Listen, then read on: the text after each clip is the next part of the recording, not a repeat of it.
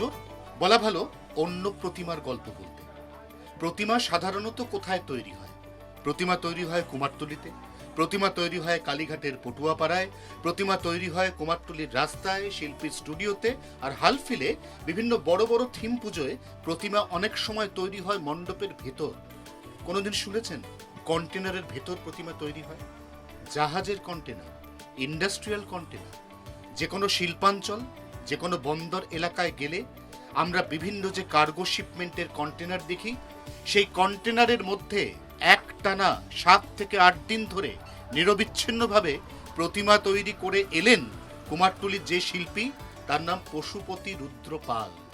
তিনি গেছিলেন ওমানে। ওমান এই মুহূর্তে মধ্যপ্রাচ্যের একটি যুদ্ধ বিধ্বস্ত দেশ।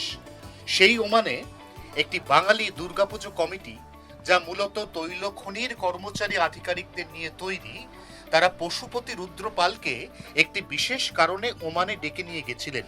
সেটা হলো তাদের এবছরের দুর্গাপুজো, লক্ষ্মী পুজো এবং কালী পুজোর প্রতিমা তৈরি করে দেওয়ার বরাত দিতে।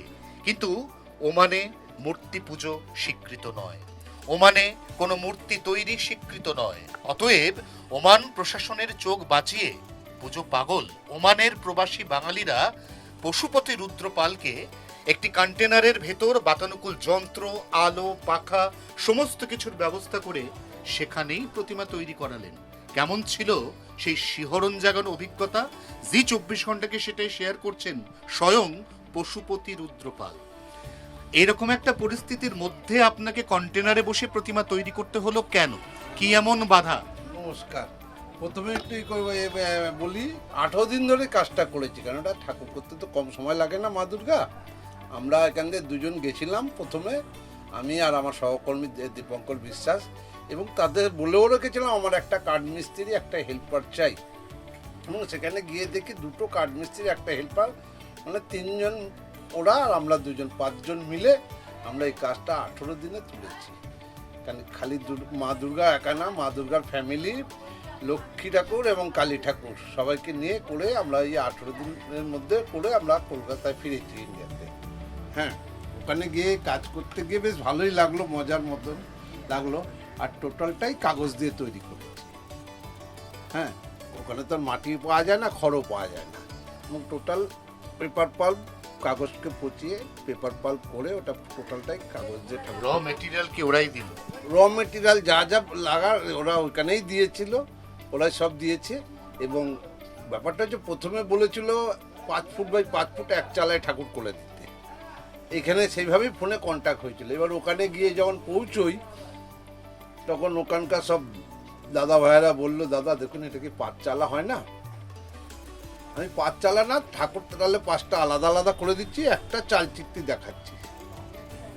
তার ফলে কি হবে, 5 ফুটের জায়গায় ওটা হয়ে গেল কত, 8 ফুট বাই 6 ফুট, বিশাল বড়। এবার আমি মেটেরিয়াল কিছু পাঠিয়েছিলাম কলকাতা থেকে, বাই প্লেনে, এবং সেখানে গিয়ে কম পড়তে গিয়ে আবার ওখানে গিয়ে মেটেরিয়ালটাকে তৈরি করতে হচ্ছে সব রকম, যা যা আমাদের দরকার এবং যা যা মানে আমার প্রয়োজন, সবগুলোই ওরা ব্যবস্থা করে দিয়েছে। পশুপতিবাবু, আপনি এত দীর্ঘ কয়েক দশক ধরে প্রতিমা নির্মাণের সঙ্গে যুক্ত, সেখানে আপনি একটা কন্টেনারের মধ্যে, সেটাও আবার সেখানে বাতানুকূল যন্ত্রটা বসিয়ে দিয়েছে, আলো লাগিয়ে দিয়েছে, আপনাকে সকাল বিকেল সন্ধে রাত খাদ্য সামগ্রী টিফিন সরবরাহ করছে। এই যে রোটেশনটা, এটা তো আপনার কাছে একটা বিরল অভিজ্ঞতা। কন্টেনারের মধ্যে প্রতিমা মা দুর্গা তিনি রূপ পাচ্ছেন, আপনার করে এসে এই মুহূর্তে কি মানে কেমন লাগছে? আমার তো ভীষণই আনন্দ লাগে, ভীষণ ভীষণ। মানে এরকমভাবে যে কাজ করেছি, মানে ভাবিনি কোনোদিন একটা কন্টেনারের ভেতরে কাজ করবো, ছোট্ট একটা জায়গা।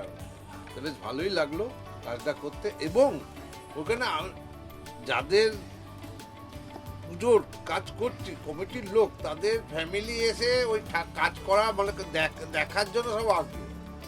ওই যে 18 দিন ছিলাম, তার মধ্যে মানে 10 দিন মনে ওরা ওইখানে ছিল আমার সঙ্গে। আর লাস্টের তো 3 দিন আমার সঙ্গে থেকেই গেল, দিন রাত্রি করে 3 দিন কাটিয়ে দিল। কেননা রং করা দেখবে, চোখ আঁকা দেখবে, কাপড় পরানো দেখবে, গয়না, মানে বাদবাকি যা আমাদের হয় সৌন্দর্য করার জন্য মা দুর্গাকে, সব কিছু ওরা ওখানে 3 দিন 3 রাত্রি থেকে পুরো কাজটা দেখলেন। তাতে ওরা খুব আনন্দ এবং খুব খুশি, এবং ওই মানুষগুলো ভীষণ ভালো। আমরা কাজ করে কথা বলে দেখলাম তো, বেশ সুন্দর। যখন যাকে যেটা বলছি মানে কোনো নেই। তার সঙ্গে একটা ওই যে হেল্পার আছে, কাঠমিস্ত্রির বাদ যে হেল্পারটা আমার কাছে মনে হয় ভগবানের। ওকে যখন যা বলেছি মুখ বুঝে একদম, না নেই দাদা চা খাওয়াবেন না, দাদা ওইটা দেন, দাদা জল দেন, দাদা তুলিটা ধুয়ে দেন, দাদা এটা করে দেন। তার নাম হলো শ্যামলদা। শ্যামল টাইটেলটা আমি জানি না, শ্যামলদা বলে ডাক্তার। ওরা খুব প্রচুর করেছে। ওমানের তৈল খনি, সেই তৈল খনির যারা আধিকারিক বা যারা অন্যান্য কর্মচারী, তারা মিলেই একটা পরিবার, মোটামুটি একটা 150 ফ্যামিলি। এই 150 ফ্যামিলি নিজেরা নিজেদের মতো করে মায়ের পুজো করছে, প্রাণের পুজো করছে। হ্যাঁ, এটা ঠিক, দেশটার নাম ওমান। এটা ঠিক, দেশটা এই মুহূর্তে মধ্যপ্রাচ্যের অন্যতম যুদ্ধ বিঘ্নিত দেশ।